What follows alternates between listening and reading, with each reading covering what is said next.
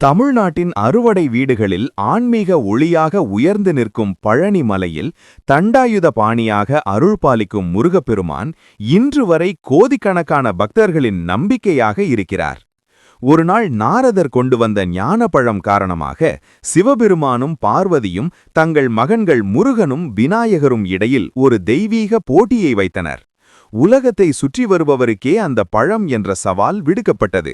வேகமாய் மயிலில் ஏறி உலகைச் சுற்று புறப்பட்ட முருகன் அதே நேரத்தில் அம்மா அப்பாவே என் உலகம் என்று கூறி அவர்களைச் சுற்றிய விநாயகர் ஞானப்பழத்தை பெற்றார். திரும்பி வந்த முருகனின் உள்ளம் வேதனையால் நிரம்பியது. அந்த வருத்தத்தோடு எல்லாவற்றையும் துறந்து பழனி மலையில் தண்டாயுத பாணியாக நின்றார். அப்போது சிவபெருமான் அருளால் கூறிய வார்த்தை, பழம் நீதான். அந்த ஒரு வாக்கியம் உலகுக்கு ஒரு பெரிய உண்மையை உணர்த்தியது. உண்மையான ஞானம் வெளியிலில்லை, அது நம்முள்தான்.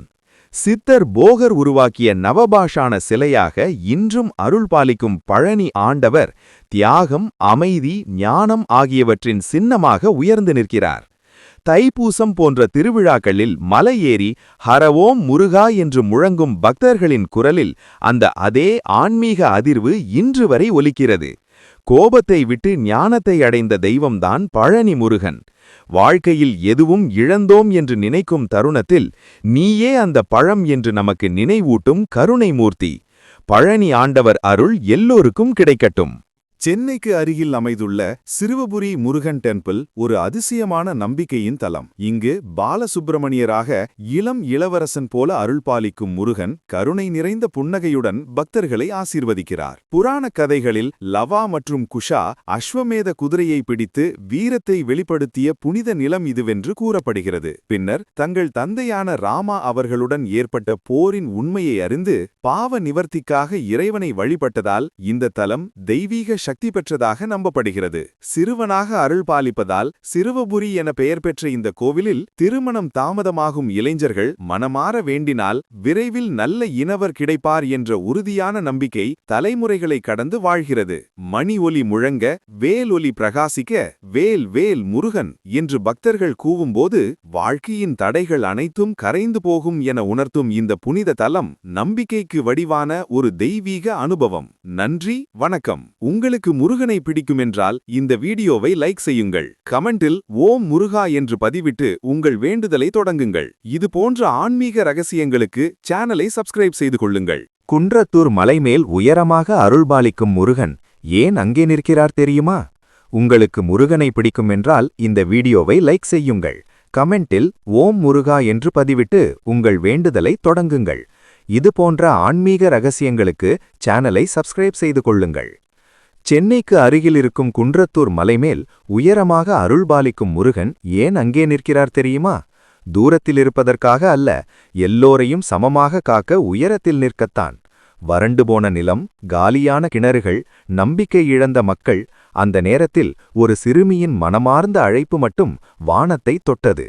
முருகா, எங்களை காப்பாற்ற வராதா என்ற அவள் கண்ணீரிலிருந்த நம்பிக்கை ஒரு கிராமத்தின் விதியை மாற்றியது.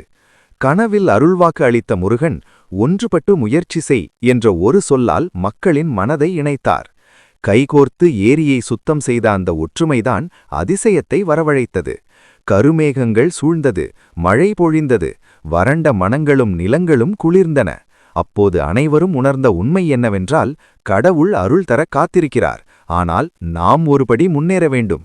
நம்பிக்கை மட்டும் போதாது, ஒற்றுமையும் முயற்சியும் சேர்ந்தால்தான் தெய்வ அருள் முழுமையாக வெளிப்படும்.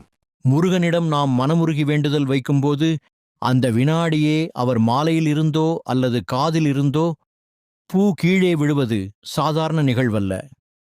அது உங்கள் வேண்டுதலுக்கு முருகன் தரும் உடனடி பதில். உங்களுக்கு முருகனை பிடிக்குமென்றால் இந்த வீடியோவை லைக் செய்யுங்கள்.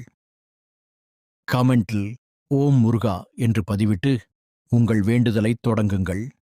பூ விழுவதன் சாஸ்திர உண்மைகள். சாஸ்திரப்படி தெய்வச் சிலையிலிருந்து பூ விழுவது தெய்வ சம்மதம் அல்லது உத்தரவு என்று அழைக்கப்படுகிறது. அது எந்த பக்கம் விழுகிறது என்பதை பொறுத்து பலன்கள் மாறும். வலது பக்கம் பூ விழுந்தால் ரைட் சைடு, நீ நினைத்த காரியம் ஜெயமாகிவிட்டது, இனி நான் பார்த்துக்கொள்கிறேன் என்று முருகன் உங்களுக்கு கொடுக்கும் நேரடி வாக்குறுதி இது. நினைத்த காரியம் எவ்வித தடையுமின்றி நிறைவேறும். இடது பக்கம் பூ விழுந்தால் லெஃப்ட் சைடு. சிறிது பொறுமையாக இரு, ஆனால் நிச்சயம் அந்த காரியத்தை முடித்துத் தருவேன் என்று அர்த்தம். வெற்றி நிச்சயம், ஆனால் உங்கள் எதிர்பார்ப்பை விடச் சற்று தாமதமாகலாம். எப்படியிருந்தாலும் பூ விழுவது என்பது முருகன் உங்கள் பிரார்த்தனையை கேட்டுவிட்டார் என்பதற்கான நேரடி சாட்சி. உங்கள் நம்பிக்கையும் வேண்டுதலும் நிச்சயம் பலிக்கும். வாழ்க்கையில் எல்லாமே முடிஞ்சு போச்சுன்னு தோணும் ஒரு தருணம் வரும். முயற்சி செய்தாலும் தோல்விதான். மனசு உடைஞ்சு பயம் மட்டும் அதிகமாயிருக்கும். அப்படித்தான் ஒரு இளைஞன் தினமும் போராடிக்கிட்டு இருந்தான்.